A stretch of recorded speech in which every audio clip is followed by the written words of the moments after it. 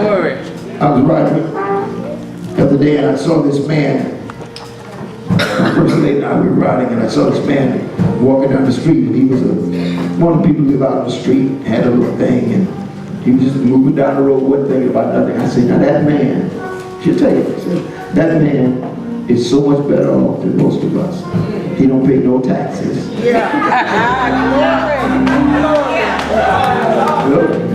He don't pay any mortgage. No debt whatsoever that he pays. He doesn't pay any utility bills. He's not worried about whether the water's going to get cut off, the lights are going to get cut off. There's nothing that's on that man's mind but making it to the next block. He's not even concerned about the food that he eats. So, well, what's up with that? What's up with that thinking?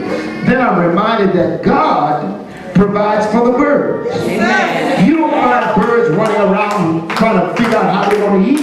Come on with me on this. You don't find that. You don't find birds saying, well, you know, we need a Roth IRA for our long range plan. You know, the birds don't invest. No, my brothers and sisters. Birds are operating based on faith. God said, I will. God, and birds believe it. But in order to do that, you got to see yourself at least as humble as a bird. Yes. But I'm more than that, are you? Are you? If you got to sell yourself to me, if you got to sell yourself to someone else, then are you really anything more than a braggart? Humbling yourself is difficult. So because to humble myself means that I got to really be honest about who I am. I got to be honest about who I see in the mirror just when I come out the shower. I got nothing else on. I got to say, that's... But then when I go to covering all that up and coming out so you can see me, you look at me and think I'm really... But I'm not. I'm not all. I'm who I saw in the shower. I'm that person that was in the mirror. Can you hear what I'm trying to get you to see? You have to humble yourself if you want God to step in and bless you. So what Paul is saying here to the church of Corinth, look, all we can say about ourselves is that we are your servants. Yes. And the reason we are your servants is because of what Jesus has done for us. It's not even because of us. It's because of what Jesus has done for us. Can anybody hear this? Yes. So reject deceit. Humble yourself. Let me give you number 3.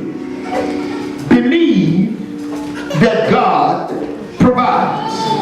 Do what? Believe that God provides. Say it again. Believe that God provides. Now let's just test this and see. Say, I believe that God provides. I believe that God provides. I believe that God provides. I believe that God provides. I believe that God provides. I believe that God provides. Now let's find out, what do you believe He provides? Do you believe He provides everything? Yes. Or just some things? Yes. Or certain things? Yes. Do you think He only provides what He thinks you need, or do you believe He provides what you need and what you want sometimes too? Yes. Now that gets a little messy there. That's the part that gets a little messy. Because a lot of times what we want is not what we need. That's right. It's definitely sometimes not what God has in store for us. Anybody listening to this yet? Verse 6 says, for God, who commanded the light to shine out of darkness, has shined in our hearts to give the light of the knowledge of the glory of God in the face of Jesus Christ. Let's replay that. As God commanded the light to shine in the darkness at creation, so He turns on the light in people's hearts. Come on, I just need you to hear.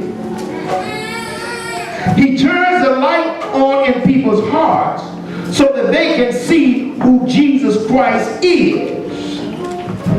People who do not believe are blinded by Satan. We have folk in churches all over America, I mentioned it a moment ago, that are blinded by Satan. Look, you're not taking my word. Go back up here to verse number 4. Satan, the god of this evil world. Satan is the god of the world. Whoa, did you know that? Satan is the god of this world. Satan, the god of this evil world. That's written right there. Satan, the god of this world, in whom the God of this world has blinded the minds of them which believe not. Satan, the God of this world, has blinded the minds of those who don't believe. So if a person said, well, you know, I mean, I hear all that church stuff, but, you know, look, here's one of the areas. Lord, I thank you for this opportunity here. Let's kill this right now. Let's deal with it. Okay, musicians, hold. I want y'all to hear this. This has got to be the Holy Ghost.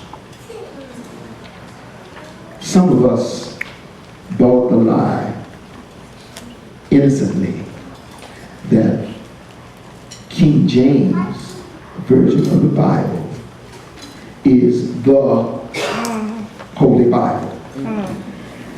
We don't realize that there are many translations before King James. And as a result of that, we let people who we respected and who we held in high regard tell us that King James started a religion.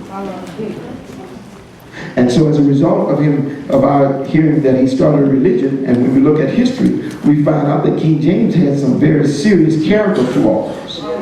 He has some social issues. He has some relationship challenges. So here's a man with serious social flaws, serious relationship challenges, starting a religion. And so the Bible passed down, and so everybody reads the King James Bible. And so based on the King James Bible, we now go to confessing a religion.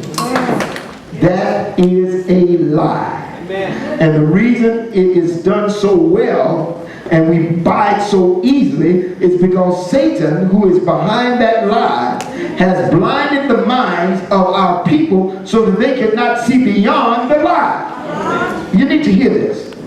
King James never died on a cross. All right, say that. King James was born a man in sin, died a man, put in the grave, and is still in the grave. If you went right now to his homeland, you'd find somewhere in the bottom of something his bones that have not yet been rotten totally because of whatever they used to preserve it. He's still there. He's still there. So why in the world would we want to be dealing with a religion about a man who is dead and still dead?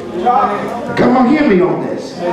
So don't go buying that lie. I want the 1611 version. I need the 1850 version of King James. King James, he's just a man, he started a religion. Y'all crazy for what you do. No, you're the one that's crazy.